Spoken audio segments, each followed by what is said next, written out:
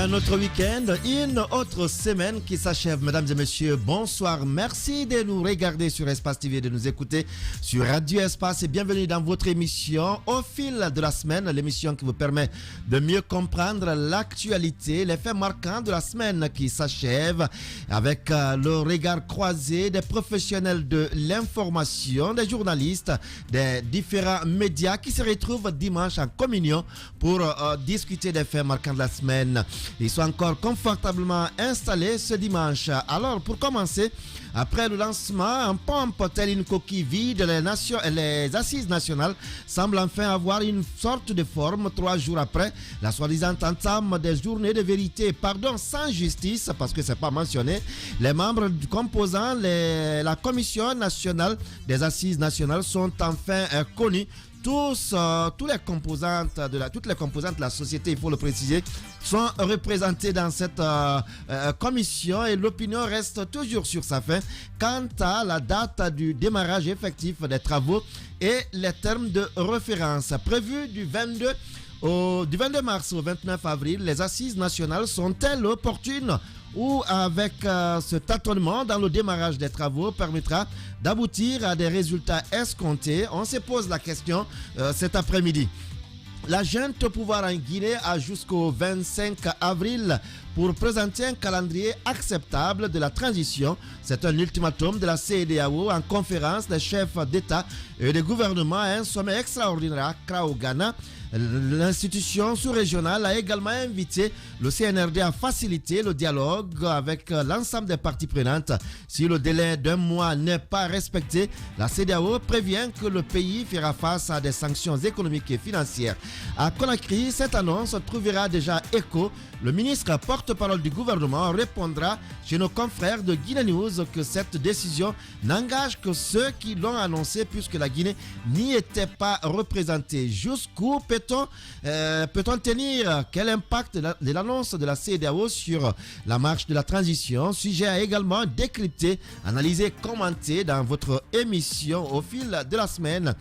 Alors que le dossier est pendant devant la justice, le patrimoine bâti semble passer à la vitesse supérieure. Hier, samedi, dans sa vague marche de démolition, il fera un tour à Dixine pour complètement démolir l'immeuble litigé où habitait Selou d'Alain Diallo.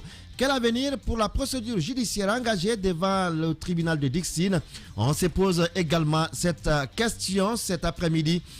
Au RPG Arc-en-Ciel, la tempête demeure encore cette semaine à Ibrahima Khalil Kaba, l'un des 3 non cités dans l'audio dit d'Alpha Condé pour une gestion collégiale du parti passera un sale temps d'abord aux 72 heures au commandement de la gendarmerie avant son audition au TPI de Dixine où il sera placé sous contrôle judiciaire. Pendant ce temps, le parti hâte les pas pour la tenue de la convention extraordinaire. La question qu'on se pose à l'allure des choses, quelle chance pour l'ancien ministre des Affaires étrangères guinéenne pour occuper la tête de cette formation politique. Mes invités de tous les dimanches d'ailleurs, Tcherno Amadou Camara, l'administrateur général du site Guinée 114. Monsieur Camara, bonsoir. Bonsoir Daouda, bonsoir aux téléspectateurs et aux auditeurs. Nouhou Baldé encore en route, il arrive, va nous rejoindre. Nouhou Baldé, administrateur général du site guinématin.com, il sera là tout à l'heure. Lansana Camara, lui il est administrateur général du site conakrylive.info. Bonsoir. Bonsoir à tous. Bonsoir Lansana Camara. Merci. Alors Bangali Yansane journaliste à Radio Espace. Monsieur Yansane, bonsoir. Bonsoir Mohamed, bonsoir à tous. J'espère que le mal de tête est terminé. Non, c'est parti définitivement. D'accord. Il y a quelqu'un qui dit que ça semble être la maladie de Alpha Condé. De Alpha Condé à distance, il envoie des missiles. Tout à fait. Voilà. Alpha Cabinet Sidimé, administrateur général du site actuguinée.org. Monsieur Sidimé, bonsoir. Bonsoir mon ami, bienvenue à notre confrère Yansane, le malade qui déstabilise. Voilà. Alors, Mamadi Terna Kamisoko, il est rédacteur en chef à la RTG Boulbinet, mais aussi administrateur général du site infochrono.org. Monsieur Sidimé, monsieur Kamisoko, bonsoir. Bonsoir, Dame Mohamed, bonsoir à tous. De Kankan à Sigiri, la distance n'est pas aussi grande. Hein? Il n'y a que 2 ponts qui nous séparent. Voilà, le pont de Djelibakoro. Et l'autre pont sur le Niger. Voilà. Et la capitale régionale reste Kankan. Le Bafing surtout. Alors, l'émission se poursuit tout à l'heure avec la complicité technique ici de Mohamed Kamara. Et de l'autre côté, vous avez Aboubacar Fotesouma, Alia Kamara Sokra et toute l'équipe, Kadiatou Fofana. L'émission se poursuit tout de suite avec juste après ça. Toute l'actu.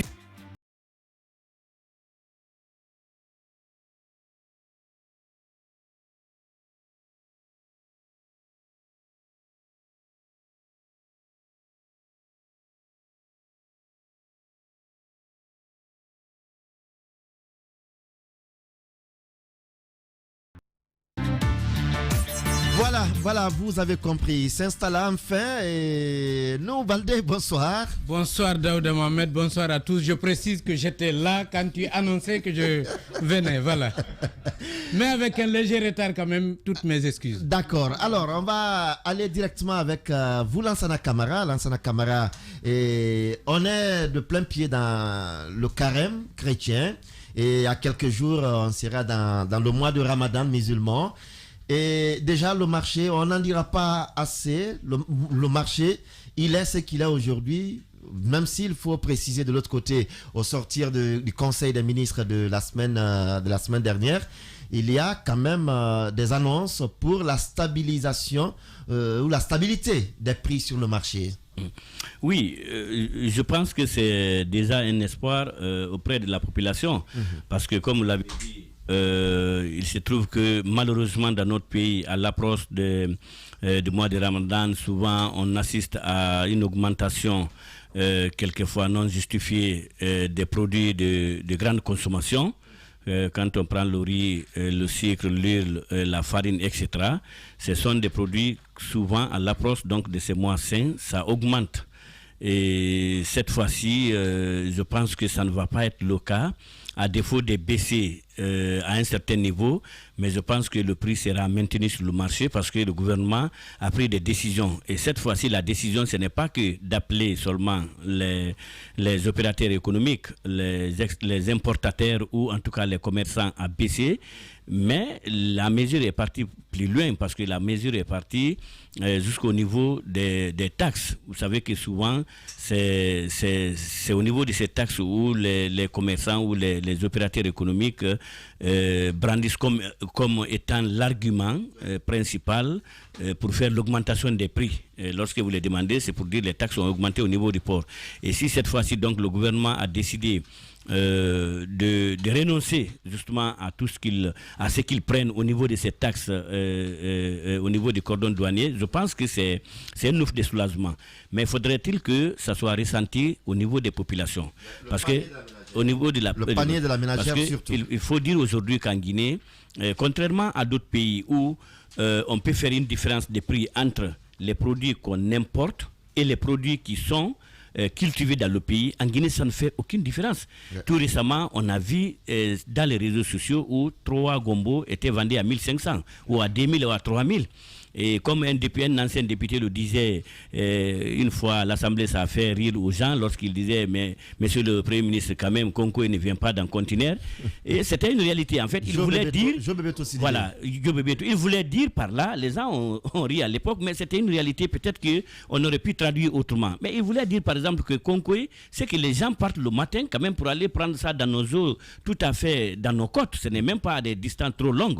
Et donc, lorsque ça devient plus cher que la boîte de sardines qu'on fabrique au Maroc ou qu'on fabrique dans un autre pays et qu'on importe, c'est que c'est incompréhensible. Alors, comme je le disais tantôt, c'est ça le paradoxe de la Guinée. C'est que ce qui est produit à Kindia, à Mamou ou dans les autres régions, quand je prends les piments, quand je prends les tomates, etc., quand vous les mettez sur le marché, vous avez souvent la préférence d'aller acheter la boîte de tomates que d'aller acheter ces légumes-là, parce que tout simplement, ces légumes deviennent trop chers. Et alors, moi, je pense qu'il faut revoir cette situation. Il faut faire en sorte que pour ce mois qui s'annonce déjà, que le panier de la ménagère soit soulagé, mais aussi il faut appliquer une politique. Parce que la Guinée, nous faisons toujours l'exception dans la sous-région et dans le monde.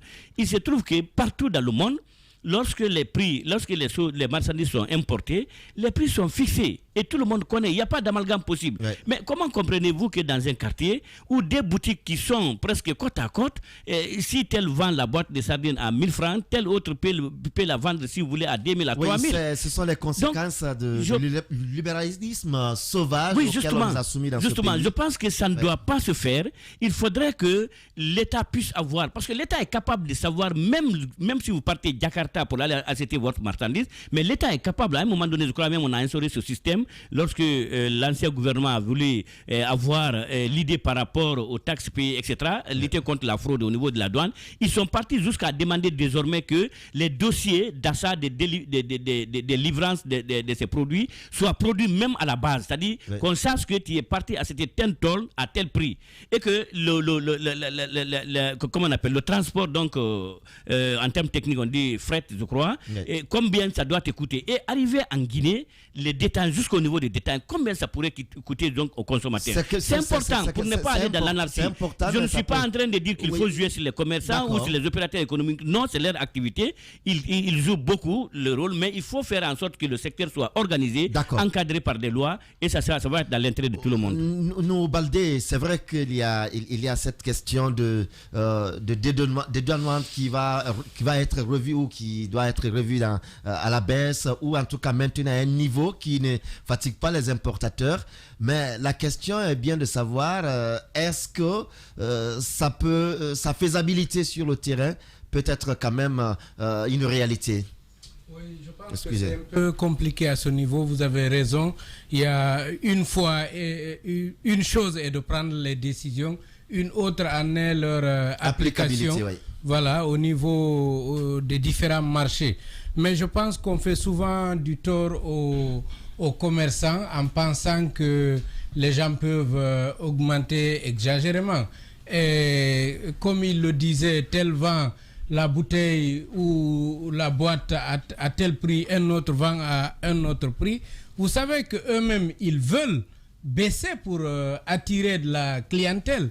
Et beaucoup de ceux qui sont dans les quartiers, comme il le dit, sont des détaillants. Ils ont donc des fournisseurs qui les pressent pour avoir rapidement l'argent. Parce qu'il y en a parmi eux, certains achètent, mais d'autres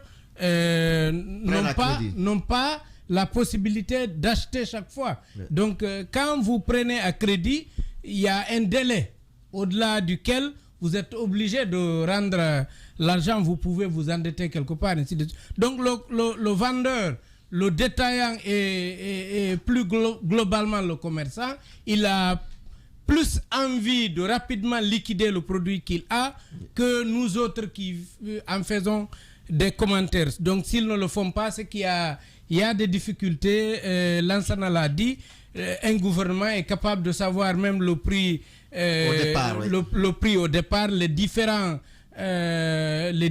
étapes et les taxes qui y sont appliquées. Ça veut dire donc que le gouvernement guinéen peut aider le citoyen à avoir le produit à bas prix. Parce qu'on peut jouer sur ces taxes-là et faire en sorte qu'on puisse vendre à un prix raisonnable. Oui, et Mamadi Terna Kamisoko, sur cette question, c'est vrai que le plus souvent, quand la question se pose, on s'attaque plutôt aux commerçants, on pense qu'ils n'ont pas de cœur, ils veulent coûte que coûte faire plus de profit. Mais le gouvernement aussi a sa part de responsabilité.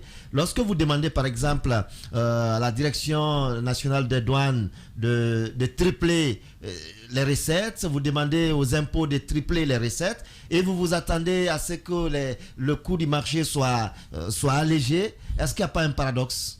Absolument, il y a un paradoxe parce que, je le dis, tu l'as rappelé tout à l'heure, le rôle fondamental de l'État, c'est de réguler d'abord le marché pour que les populations aient accès aux denrées de grande consommation. Surtout à l'approche de ce mois de Ramadan qu'on connaît et avec le rythme de consommation des ménages, c'est extrêmement élevé. Il va falloir que le gouvernement prenne ses responsabilités. Vous l'avez évoqué tout à l'heure, Le gouvernement a un rôle central à jouer. C'est pourquoi, depuis même l'approche de ce mois de Ramadan, il y a des rencontres qui se multiplient, il y a des décisions qui sont prises de part et d'autre, mais jusqu'à présent, nous essayons de voir est-ce que les mesures qui ont été prises, les décisions fortes qui ont été annoncées vont se concrétiser au niveau de nos différents marchés. Oui. C'est la grosse question parce qu'on ne fait par endroit croire que lorsque la chambre du commerce, la chambre nationale du commerce, d'industrie et d'artisanat est mise en place, le gouvernement et les opérateurs se mettent ensemble pour aller vers la baisse des prix sur le marché. Est-ce que c'est pas aussi de l'utopie? Aujourd'hui, ce qui se passe, c'est que le gouvernement a montré sa volonté en décidant, par exemple, de baisser les tarifs douaniers. Au niveau de la douane, il y a eu des efforts qui sont faits dans ce sens. Et des communiqués même ont été publiés. À ce niveau, il y a eu des efforts. Au niveau du ministère du Commerce également, le ministre s'est mis à la tâche. Aujourd'hui, on a une Chambre nationale d'agriculture.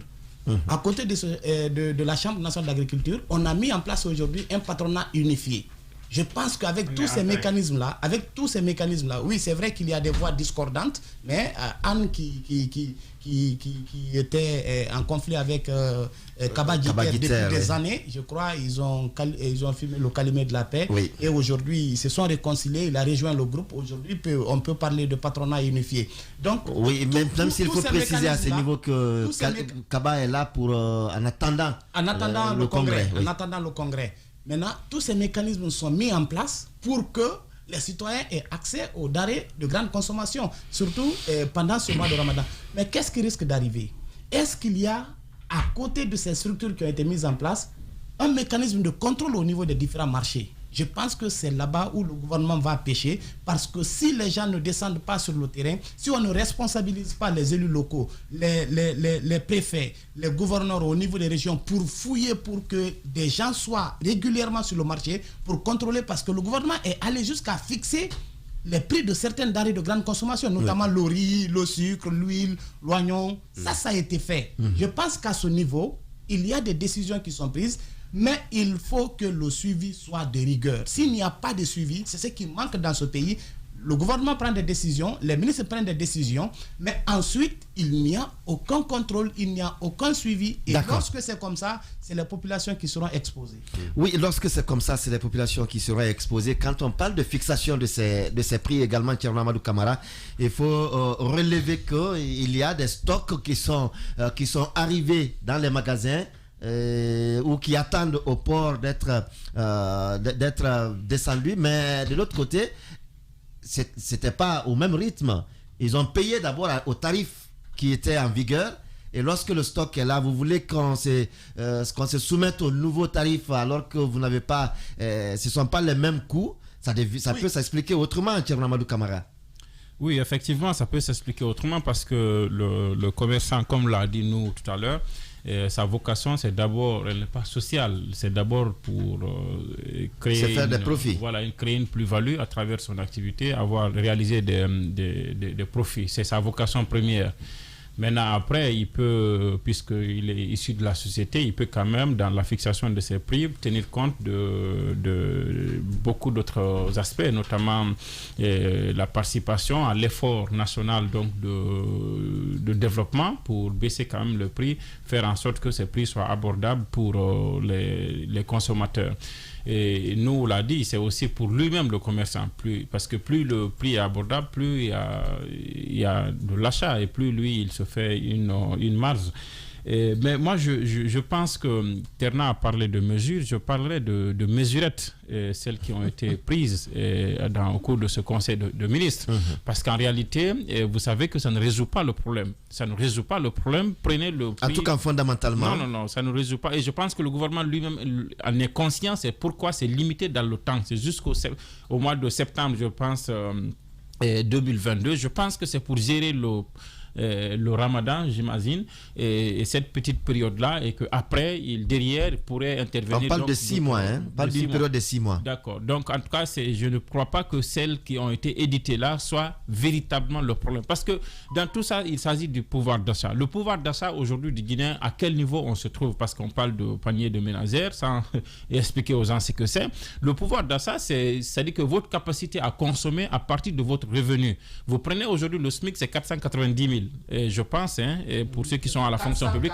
440 000. Pour ceux qui sont à la fonction publique, c'est 440 000. Donc 440 000. Qu'on soit à la fonction publique ou pas, on sait quand même l'information. Attention, c'est important. Il veut nous dire que Guinée 114 ne paye pas quand même la non, mais attention, vous ne pouvez pas imaginer dans le privé. Vous ne pouvez pas imaginer dans le privé que quelqu'un paye à ce prix. Donc je dis, pour ceux qui sont dans le public, 440 000, qui est le 440 000, hein, vous avez dit. 440 000, ça c'est le SMIC. Je termine. Ça ne concerne pas les fonctionnaires. Non, je termine. Je dis c'est le SMIC, c'est le salaire minimum. Qui ne concerne pas les fonctionnaires. Que les fonctionnaires. Je vous permettez. Allez-y, oui. Juste une parenthèse, parce que là, ça me rappelle un compte rendu du Conseil des ministres. Honnêtement, moi qui m'a surpris, vous vous rendez compte que le gouvernement demande aux sociétés minières de bien vouloir accepter de payer les gens au minimum au taux du SMIG. Donc 440 000 francs, c'est important de le savoir. Et comme l'a dit Tcherno, un privé ne peut pas se permettre cela. Et quand des sociétés minières, même si c'est un sous-traitant, se permettent d'agir de la sorte, je pense que nos mines sont très très mal négociées. C'est pourquoi je parle de mesurettes Terna, parce qu'en réalité, regardez le prix qu'ils ont fixé. Ils se sont permis de s'immiscer dans l'activité jusqu'à fixer le prix en tant que gouvernement. Et vous prenez le sucre, parce qu'on a la veille du mois de Ramadan. Vous appelez cela immixtion? Oui, bien sûr, c'est une immixtion. Est-ce qu'il n'y a pas eu d'entente d'abord entre le gouvernement et le on parle d'un contrat, d'une, comment ils appellent ça, d'une entente, bien sûr, si le terme, si ça peut te faire plaisir, d'une entente entre le gouvernement, le ministre du budget, le ministre du commerce et le patronat, la chambre de tout ça. Mais vous prenez le sucre, on est la veille du mois de Ramadan. Entre nous, on sait que par exemple, pour un jeune marié qui vit simplement avec son épouse, un jeune marié qui est un fonctionnaire de l'État, qui prend par exemple 1 million, il lui faut au moins avoir un sac de riz sur lui à la maison, un sac de sucre à la maison, un sac de sucre c'est sa maman, et peut-être un sac de sucre c'est la maman de son épouse. Et comment il peut... Non. C'est surtout. C'est surtout. Donc, ce minimum, donc c'est pourquoi je vous dis, je le dis pour démontrer qu'il s'agit en réalité de mesurettes. Il s'agit en réalité de mesurettes qui ne suffisent pas, mais qui sont quand même l'expression d'une certaine volonté du gouvernement à alléger un peu les difficultés, les souffrances auxquelles la population est confrontée. Donc, il faut aller au-delà. J'imagine que des mesures vont être prises dans ce sens et on va sortir un peu du populisme, parce qu'il y a tellement de mesures qui ont été prises dans le populisme, et de quelles mesures est en train de souffrir aujourd'hui le gouvernement. C'est par exemple le fait qu'on a baissé le prix du carburant quand ils ont pris le pouvoir. C'était vraiment une mesure, pour ne pas dire sauvage, mais il réfléchit. Le fait par exemple qu'on a annuler le prélèvement de 5% sur le salaire des fonctionnaires pour la caisse de prévoyance sociale, c'était vraiment pas truc. Le fait qu'on a décidé de renoncer aux taxes, comment ils ont appelé ça, au niveau des téléphonies, des milliards que les sociétés de téléphonie devaient payer à l'État par an, qu'on a décidé d'annuler tout ça. Ce sont des mesures économiques qui aujourd'hui sont en train de réduire la capacité d'intervention de l'État dans le social, et c'est nous qui en souffrons. Et on voit que les gens ne sont pas payés. Les gens ne sont pas payés à temps. J'ai reçu, en rentrant dans ce studio, j'ai reçu un message d'un retraité. Je ne sais pas si c'est ce sentiment que tout le monde a. Il nous dit que depuis février, ils n'ont pas encore leur pension. Alpha Condé, des étudiants qui n'ont pas leur bourse. Qui n'ont pas leur bourse. Vous avez Alpha Condé quand même. Des EPA qui sont aujourd'hui à 3 mois. Beaucoup d'EPA aujourd'hui n'ont pas leur salaire. Qui doivent de l'argent. Ça crée énormément de problèmes. Effectivement. Non, vous savez, il faut libérer les dépenses publiques. Bien sûr, on a étouffé, on a coupé la scène de dépenses, alors qu'on a besoin vraiment d'une économie qui est vraiment quand même dynamique. Donc, je dis une fois encore qu'il s'agit de mesurettes, et il faut aller au-delà. et je pense que le gouvernement Mohamed Biavogui a besoin de réfléchir davantage dans la gouvernance économique pour offrir un peu plus aux Guinéens. Maintenant, après, vous avez vu qu'il y a même des suspicions, par exemple, autour du prix du carburant. Ça crie par-ci, par-là. On nous dit dans les couloirs qu'après le mois de Ramadan, ça pourrait augmenter. Il y a même eu, je pense qu'hier, il a fallu même que la SONAP fasse un communiqué pour un peu rassurer les gens. Même si beaucoup de stations ce matin sont fermées. Oui, effectivement. Oui, on va parler de ça tout à l'heure. Tout cela n'est que la conséquence de cette spéculation qui est autour, qui est entretenue par le fait que l'État lui-même manque, à mon avis, de vision dans le secteur. Il suffit juste de respecter ce qui a été dit. Quand il y a alors que c'est une militaire qui risque d'être suspendue ailleurs. Oui, mais qui a besoin donc de ressources internes. Oui, bien sûr, qui risque d'être, ça, Daouda, je pense, l'a mentionné dans le truc. Je pense qu'on est aujourd'hui face à beaucoup de difficultés et face aussi au risque d'être sanctionné par la CEDEAO. Oui. Je pense que économiquement, les mesures qui ont été prises, donc, parce que c'était ça la question de départ, sont l'expression d'une certaine volonté du gouvernement d'alléger le panier de la ménagère, mais il s'agit de mesurettes parce qu'elles ne suffisent pas. Il faut aller beaucoup au-delà. D'accord. Oui, Bangali Yansane, est-ce qu'on va on va se répéter? Je vais plutôt vous poser la question. C'est rétabli, Bangali. Oui, je me suis rétabli. Je vais vous poser plutôt la question, puisqu'il parle d'ailleurs de mesurettes. Il y a également cette autre question de loyer qui a été posée, qui semble être un soulagement pour beaucoup de citoyens guinéens. L'avance ne doit plus dépasser, à la maison ne doit plus dépasser 3 mois. 3 mois, oui. C'est une actualité que nous avons constatée ces derniers temps, et moi je dirais que l'actualité a été saluée, mais on doit s'inquiéter.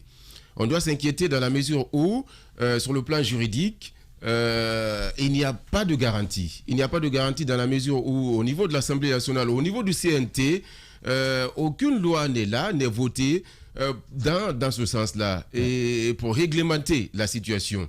Donc, nous avons vu au temps de Alpha Condé ici, il y avait un projet de loi, il y a eu un projet de loi au niveau de l'Assemblée nationale, mais qui n'a pas été voté, qui n'a pas été adopté par rapport à la réglementation de ce problème de loyer. Et aujourd'hui, la population en général, les citoyens qui n'ont pas la capacité de se construire, de se trouver un lopin de terre, construire des maisons, ont mis une difficulté à avoir une place, à avoir une maison.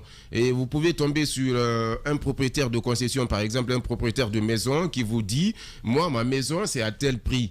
Et voilà, vous payez une année comment je vais dire ça, d'avance. Voilà, d'avance, 2 ans d'avance, voire même 3 ans d'avance. 3 ans de caution. Voilà, de caution. Et on dit par exemple la maison que vous devez verser aux démarcheurs. Tout à fait. On dit par exemple c'est 1,5 million, 2 millions de francs guinéens, alors que vous débrouillez, où vous allez ramasser tout cet argent-là. Et là, c'est un problème. Et aucune décision gouvernementale n'est prise pour pouvoir aider ce citoyen qui est dans le besoin afin qu'il puisse vraiment avoir très très rapidement une maison. Donc moi je me dis que l'inquiétude est là parce que le gouvernement ne va pas dire obligatoirement, toi qui es propriétaire de maison, il est obligatoire que tu mettes ta maison en location à tel prix et avec une avance de 3 mois. Ça va être très très compliqué parce que la justice n'a pas la force dans ce sens-là pour pouvoir imposer parce quoi que que ce soit. Parce que ce n'est pas encore une loi. Voilà, c'est pas une loi. Pour les autres pays, comme le Sénégal par exemple, on en parlait la dernière fois, depuis 1977, il y a un décret qui a été pris pour limiter à 3 mois les avances payées aux concessionnaires. Et c'est ce qui n'est pas en 2021, le même décret a été réitéré parce qu'on avait constaté au Sénégal que certains demandaient plus de 3 à 4 mois d'avance sur le terrain. C'est ça le problème. Parce que la Guinée est franchement en retard par rapport à cela. Parce que le Sénégal, vous avez déjà dit tout à l'heure, le Sénégal a pris le taureau par les cornes depuis très très longtemps.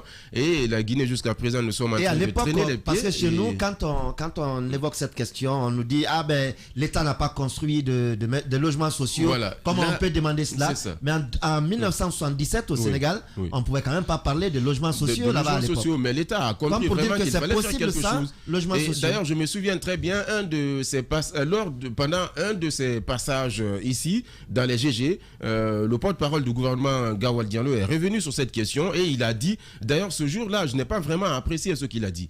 Il a dit que le gouvernement guinéen, lorsque la question lui a été posée, il dit que l'État n'a pas contribué à aider le citoyen qui s'est trouvé un lopin de terre pour construire sa maison. Est-ce que l'État va mettre une certaine pression, exercer une certaine pression sur ce citoyen-là qui a sa maison, qui a dépensé dans la construction de sa maison pour pouvoir dire quoi que ce soit? L'État ne peut pas le faire. Gawal l'a dit autour de cette table. Je pense que c'est un problème en Guinée. C'est un problème en Guinée et avec vous également, Alpha Kabine Sidimé. C'est vous qui nous avez fait parvenir pour la première fois, hier en tout cas en premier, le communiqué de la SONAP par rapport à cette décision également de maintien du prix du carburant, parce que les spéculations commençaient déjà à dire que le carburant va augmenter. On a vu la pénurie par endroit de gazole et autres. Qu'en est-il? Voilà, encore une fois... Est-ce que vous avez trouvé du carburant pour vous d'abord? Bon, moi je préfère par la première question. Voilà ce tour d'horizon par rapport à la cherté de la vie. Je suis entièrement d'accord avec Amadou, pour l'une des rares fois d'ailleurs, par rapport à cette histoire. Il est pourtant toujours pertinent. Bon, ok, d'accord, mais cette fois-ci il est encore très pertinent par rapport à ce dossier. Moi je vais essayer d'aller plus loin. Essayons d'élargir un peu ce panier de la ménagère. D'élargir un peu ce panier de la ménagère. Vous savez, on dit que la vie, le coût sur le marché est extrêmement cher. Ce n'est pas le marché en tant que tel qu'il faut voir. Nous, pères de famille, aujourd'hui, nous savons tous ce qui se passe sur le territoire guinéen.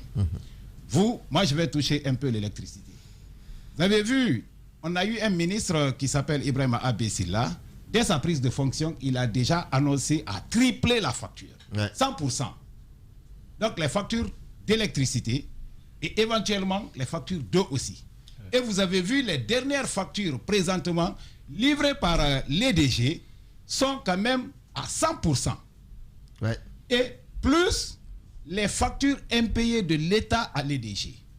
Souvenez-vous, au temps du président Alpha Condé, on a fait comment dirais-je, cette gratuité.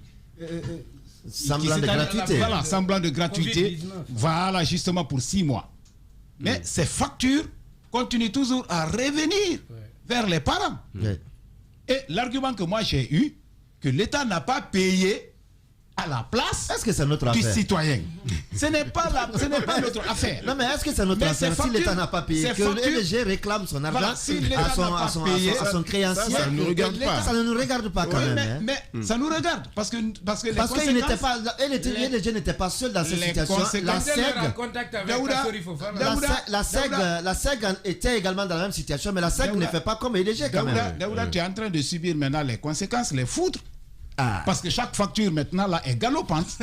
Et le ministre de l'énergie avait annoncé à 100%. Donc vous voyez, même si au Conseil des ministres il a été tout de suite freiné, mais ça n'a pas marché. Donc ça c'est un. Deuxièmement, on parle de logement. Il y a des mesures qui ont été annoncées, mais je vous assure, ces mesures restent pour moi incomplètes. Parce que je me demande quand est-ce qu'on va passer à l'action. Vous avez rappelé tantôt le cas du Sénégal. Quand est-ce, mais aussi comment? Comment? Vous avez parlé tout à l'heure du cas du Sénégal. Depuis 1977 déjà. Un pays indépendant en 1960 et nous, depuis 1958. Pour preuve, en 1958, la Guinée était indépendante. Malaisie, indépendante aussi en 1960. C'est Malaisie aujourd'hui qui nous fournit les passeports. Donc, ça veut tout dire. Donc, vous voyez, c'est qu'au Sénégal, vous partez au niveau de Dakar, par exemple, il y a 6 ou 7 HLM, habitations à loyer modéré. Donc, ces quartiers existent. Qu'est-ce qui nous empêche d'avoir ces logements sociaux? Rien ne nous empêche. Il suffit juste de se mettre à la tâche. Maintenant, eux, ils ont réussi à faire ça. Et nous sommes toujours dans les effets d'annonce. Je me rappelle bien au temps de Lansana Conté. Conté a réuni à la veille de chaque mois de Ramadan et de Carême, Conté réunissait les commerçants. Ces rencontres-là n'ont jamais changé. Et ça n'a jamais donné. Mais le Guinéen ne doit pas vivre heureux que pendant le mois de Carême ou pendant le mois de Ramadan. Oui, parce qu'avec avec Alpha Condé également, on a vu ça doit arrêter. Le ministre de Commerce qui se sont succédés. Donc le ministre de Dorval, Marc Yambouno, c'est pendant le Carême et le Ramadan. Ça a été toujours comme ça. À la rencontre et des opérateurs. Ça n'a pas porté fruit. Ouais. Donc ce disque-là est rayé. Il faut carrément l'éliminer. D'accord. Maintenant, par rapport au carburant, rapidement, on va avancer. Par rapport au carburant, le communiqué de la SONAP est clair. Dans ce communiqué, il y a des points essentiels.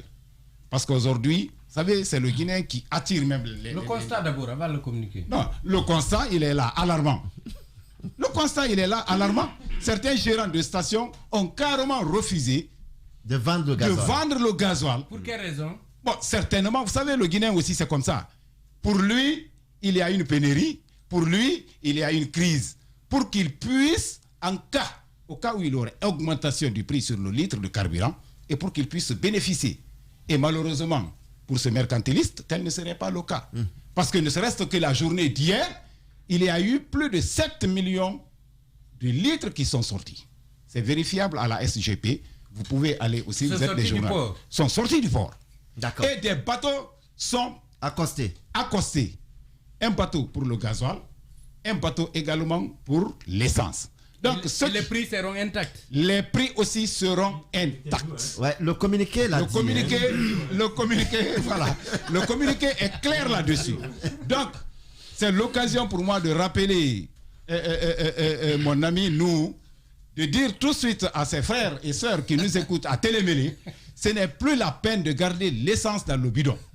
Ce n'est plus également la peine aussi pour mes beaux de Dingraye de garder l'essence pour le gasoil. Ça se passe plus donc, à Farana. Mais s'il vous plaît, je voudrais une parenthèse sur ce qui s'est passé à Mandiana. Très sincèrement, c'est déplorable. Une famille qui perd 4 personnes à cause de ce qu'il dit là. Voilà. Une dame qui revendait le carburant devant sa maison. Voilà. Le mari lui a demandé d'arrêter, elle n'a pas accepté. Une fois, ils se chamaillent, mari et femme, et 1 litre tombe. Il y avait une cuisinière à côté, et ça déclenche un incendie. Ouais. Un enfant perd la vie, 4 autres sont hospitalisés. Monsieur et madame sont hospitalisés. Un autre enfant décède 2 jours après, et 4 jours après, c'est le couple qui s'en va. Wow. Le mari et la femme qui décèdent. Donc vous voyez déjà, pour avoir gardé par devers eux les bidons d'essence. Voilà, c'est illustratif parce que tout simplement, ils ont gardé du carburant à la maison et dans des bidons. Et ça s'est passé la semaine passée. La semaine passée, effectivement, à Mandiana. Mais ça a été un cas, certainement, parmi tant d'autres. Parce que le Guinéen, c'est aussi ça. Il préfère... Non, j'ai dit le Guinéen... Bon, d'accord, des Guinéens alors. Donc, parce que tout simplement, pour eux, il va avoir une crise. Encore, oui, mais la SONAP sur cette question, ne doit pas se limiter seulement au communiqué. C'est pour cela que j'ai dit. Il faut avoir sur le terrain des agents. C'est pour cela que j'ai dit, pour quelqu'un qui a lu le communiqué, il y a des points essentiels. Est-ce que tu as les bonnes informations de la SONAP? Est-ce que tu as parlé avec eux? Non seulement, j'ai dit il y a les points essentiels. Donc laisse-moi citer ces points essentiels, mon frère. D'accord. Voilà, le premier point c'est quoi? Je l'ai dit. Des informations de sources très percutantes. Plus de 7 millions de litres sont sortis hier. D'accord. Donc 3 millions et quelques en gasoil. Ça prouve à suffisance qu'il n'aura pas cette pénurie, cette crise annoncée. Ça c'est un. Deuxièmement, la SONAP a également rappelé aux gérants de stations qu'elle a des représentants qui sont appelés des inspecteurs régionaux et des inspecteurs préfectoraux qui passeront dans tous les villages, les coins et les recoins de ce pays. C'est ça le communiqué. C'est l'essence du communiqué. D'accord. Donc, ils passeront pour contrôler. Au cas où ces gérants de station refusent d'abdiguer, je pense bien qu'il aura des mesures draconiennes. Ceux qui nous observent maintenant, là, eux, ils savent déjà. De toutes les façons, le troisième point, il n'aura pas pénurie aussi. D'accord. Quatrième point, les prix seront stables. Apparemment. À quel niveau? Les bateaux sont accostés déjà. À quel niveau on doit déposer la facture? Parce qu'il y a une belle communication. Un bateau pour l'essence et un bateau pour le gasoil. Merci, vous êtes largement compris, Alpha Cabinet Sidimé, sur cette question. En tout cas, c'était une préoccupation pour les citoyens. Et c'est très essentiel. Cette préoccupation, elle est très essentielle. D'accord. Parce que ce sont des millions de Guinéens qui nous écoutent maintenant. D'accord. Il n'y aura pas pénurie et il n'y aura pas d'augmentation du prix sur le litre de carburant. Il n'y aura pas pénurie, il n'y aura pas augmentation, mais pendant ce temps, les gens manquent d'argent pour se faire de l'essence et du gasoil. Il faut libérer le colonel Doumbouya, il faut libérer les comptes. Parce que ça chauffe, hein. L'argent ne circule pas. Vous en mangez, nous on ne mange pas. Libérez les comptes. On va avancer. L'émission se poursuit juste après ça.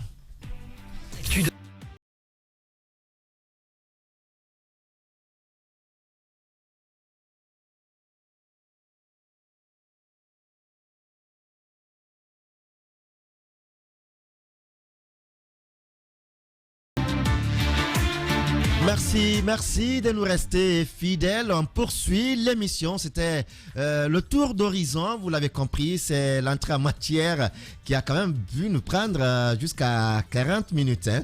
Après le lancement en pompe, telle une coquille vide, je le dis encore, les assises nationales semblent enfin avoir une sorte de forme. 3 jours après la soi-disant entame des travaux de vérité et pardon sans justice, puisque ce n'est pas mentionné, les membres composant la Commission nationale des assises sont enfin connus et toutes les composantes de la société y sont représentées. Mais l'opinion reste sur sa fin quant à la date effective de démarrage des travaux et les termes de référence, même si on sait que le ministre de l'administration du territoire et de la décentralisation nous l'avait annoncé pour mardi, le jour même du lancement des travaux de ces assises, mais on n'a vu aucun document qui nous dise que voilà, c'est ça les termes de référence. Alors, prévu du 22 mars au 29 avril, les assises nationales sont-elles opportunes? Avec cet tâtonnement dans le démarrage des travaux, permettra-t-il d'aboutir aux résultats escomptés? Ce sont entre autres questions que nous nous posons et on commence avec vous, nous, Baldé. Les assises nationales, quelle opportunité quand on sait quand même que la première journée a été marquée par un discours, celui du président, et puis les prestations des artistes. Et après Nana Moussa Malia Kamara qui nous reberce encore dans cette histoire. La Guinée est une famille. Et quelle opportunité? Je pense aucune, mais si vous me permettez de rester un peu au niveau de cette journée, oui. Rappelez que ce livre justement de Nene Moussa Malia Kamara avait été démenti et dénoncé par Feu Bamamadou, qui avait expliqué par A plus B que la Guinée n'est pas du tout une famille. Ah bon? Nous sommes une république, on n'est pas une famille. Et je rappelle que à l'époque, il y avait vous vous souvenez des crises politiques, Alpha Condé qui était voué aux gémonies, qui était pris pour un rebelle, et puis ce semblant problème, parce qu'il n'existe pas, d'adversité ethnique où des gens disaient moi je ne suis pas ci, je ne suis pas ça. Et Bamamadou avait répondu, notamment à Hadjarabia Toussera et à Tiangel, qui chacun avait écrit pour dire je ne suis pas ci, je ne suis pas ça, je ne suis qu'un Guinéen. Il avait dit que vous pouvez aussi dire que vous n'êtes pas homme, vous n'êtes pas femme, vous n'êtes pas musulman, vous n'êtes pas chrétien. Parce que c'est des évidences. On est une république, nous ne sommes pas une famille. Pour rester dans cette journée, oui. Dire quand même merci à Moussa Moïse Silla qui avait profité de cette occasion pour lancer Bintalali, rappeler au colonel Mamadi Doumbouya que cette dame qui avait plus de 60 ans de carrière n'avait encore pas de toit et demandait qu'on l'aide. On sait que Ali Mousso et Sadio qui travaillent ici à Dafo Média ont porté ce projet et donc c'est important de rappeler ça. Donc une journée qui n'a servi pratiquement à pas grand-chose puisqu'on a écouté ce discours du colonel qui ne séduit plus grand monde. En tout cas, c'est totalement différent des premiers jours parce qu'aujourd'hui, il il y a des actes qui sont en contradiction avec ce qu'il dit, ce qui fait qu'il n'est pas aussi audible qu'avant. Cette journée qui a été succédée par la mise en place du comité de pilotage, comité national, commission, comité national, comité national d'assises, présidé par les deux religieux, Elhadj Mohamed Saliou Camara et Vincent Koulibaly. Donc, quelque chose qu'on avait pratiquement déjà vu, parce qu'on sait qu'ils avaient piloté autre chose. Mais au-delà de ça, ils étaient tous les deux membres du CNT de 2010. Oui. Et le CNT, ce qu'il avait fait de plus important était la Constitution. Cette Constitution qui a été violée devant eux, ils n'ont pipé mot. Ce sont donc des religieux qui n'ont plus cette légitimité qu'on croit au sein de l'opinion. Parce que c'est important de préciser qu'ils sont désignés. Mais qu'est-ce qu'ils parce pouvaient, qu'on pense, faire?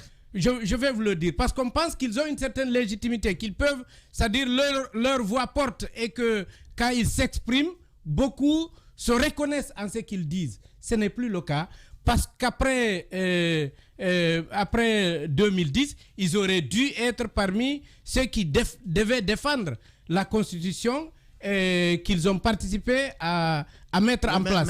La Constitution a été violée. Permettez-moi. Mais on aurait les classés. Permettez-moi juste de finir. Oui. Je suis sûr que vous n'auriez pas posé la question si j'avais terminé. Parce que personne ne leur a demandé d'aller devant les médias et de critiquer Alpha Condé ou de critiquer ce qu'il faisait. Même s'il le faisait aussi, c'était normal. On a vu Imam Dicko qui l'a fait au Mali. Mais ce qu'ils ont fait, où là je reviens sur Elhadj Mamadou Saliou Camara, pour lequel j'ai des informations, ce qu'il a fait, c'est de refuser d'écouter des familles des victimes et de porter leur voix auprès du chef de l'État. Vous savez que les Guinéens n'ont pas tous accès au président de la République. Il y a des gens qui avaient constitué des commissions l'année dernière pendant le mois de Ramadan pour aller dire à monsieur le premier imam de bien vouloir plaider auprès du chef de l'État pour permettre aux musulmans qui étaient en prison de pouvoir, étant donné qu'ils ne sont pas jugés, de leur accorder une liberté provisoire pour qu'ils viennent gêner en famille. D'accord. Non seulement il ne l'a pas fait, mais il a carrément boudé les visiteurs, des gens qui n'avaient que lui comme interlocuteur, puisque ce sont des conseillers de mosquée, donc des musulmans, des imams de surcroît de Conakry, qui viennent vers lui et qui refusent de recevoir. Je pense que c'est quelqu'un qui ne peut pas être audible en tout cas vis-à-vis de ces personnes et du monde musulman en général, puisqu'il y a d'autres imams qui sont beaucoup plus audibles. Quand vous prenez quelqu'un comme Imam Yahya, mais c'est pas de lui que je parlais, c'est celui de Kaporo, comment il s'appelle, Elhadj Fadiga, qui avait écrit à l'époque. Vous savez que c'est quelqu'un qui était à la RTG, mais qui avait écrit au président de la République pour lui dire qu'il n'avait pas à faire ça, qu'il avait à préserver la Guinée, l'unité nationale et la paix en République de Guinée. Et on connaît les conséquences de cette violation de la Constitution. Donc c'est des gens qui ne sont pas du tout audibles. Lansana Camara, jusque-là on n'a pas de terme de référence. On nous embarque quand même à bord d'un bateau d'assises nationales. On ne sait sur quoi on va discuter, qui doit demander pardon à qui, la vérité doit venir de quel parti. Mais on nous dit quand même qu'on va aux assises nationales et le deadline c'est le 29 avril. Le top départ est donné, mais depuis le top départ jusque-là, on ne sait pas qui fait quoi, qu'est-ce qui est en train de se faire. Bien, moi je pense que à toutes ces questions, les réponses viendront si vous n'étiez pas trop pressé comme d'autres. Parce qu'à partir du moment où on a nommé les membres du comité, à mon avis, ils vont s'atteler n'est-ce pas, sur l'ensemble de ces tâches et nous faire une les membres proposition. ne devaient pas être nommés avant la première journée? Il faut attendre. Surtout quand surtout qu'ils ont donné un délai. Vous n'allez pas perturber l'ensemble. Voilà. Non, je en ne fait, perturbe pas. oui, Je n'en ai parce même pas que l'intention. effectivement, Voilà. mon cher ami, parce que je ne sais pas pourquoi il me pose cette question. Moi, je ne nomme pas. Je ne suis pas celui-là qui nomme. Je n'ai même pas été nommé. Voilà. Donc, ceux qui l'ont fait ont estimé qu'on peut lancer la journée et après mettre en place le comité ou en tout cas nommer les membres. C'est comme ça qu'ils ont estimé. C'est un problème de procédure ou de méthodologie. Alors, mais à mon avis, méthodologie, procédure, la finalité, c'est d'aboutir à quelque chose. Or, aboutir à quelque chose, vous et moi, nous devons tous contribuer à le faire. Mais si vous avez déjà derrière la tête que c'est du n'importe quoi et que ça ne pourrait jamais aboutir, ça veut dire que vous, en tant que citoyen guinéen, au lieu de contribuer à réussir, vous êtes en train déjà de déstabiliser. Et vous êtes nombreux. Non, on ne déstabilise Non, pas. et vous êtes nombreux On parce ne que nous déstabilise vient de pas. parler, on l'a vu. On Donc, a vu, si on écoute- Ça ne sert même à rien. Voilà. Ça ne sert Voilà, à donc- rien. voilà, donc- On a vu Lansana Voilà. Camara. Voilà. On, Ouais. on sert à rien. on nous amène au palais pour le lancement de la journée. C'est Oui. dilatoire. Pendant ce temps, Ouais. on n'a pas finalisé la mise en place du comité national. Oui. On n'a pas mis en place au sein du gouvernement le comité interministériel qui Oui. va travailler sur les aspects techniques et le suivi quotidien des activités. On n'a pas mis en place, on n'a pas défini ou mis en place la stratégie de communication gouvernementale sous la conduite du Premier ministre, comme on le dit. Oui. Et tout cela, vous pensez que on est déjà dans la période, les jours s'égrènent, on avance vers le 29 avril, rien n'est fait, et vous pensez que c'est nous qui contribuons à son échec? Bien, Vous j'estime allez- que... Vous allez répondre juste après Voilà. cette page commerciale. Vous comprenez? Restez avec Il nous. me met dans les difficultés après, il retire l'antenne. Restez avec nous, on se poursuit tout à l'heure. Du lundi au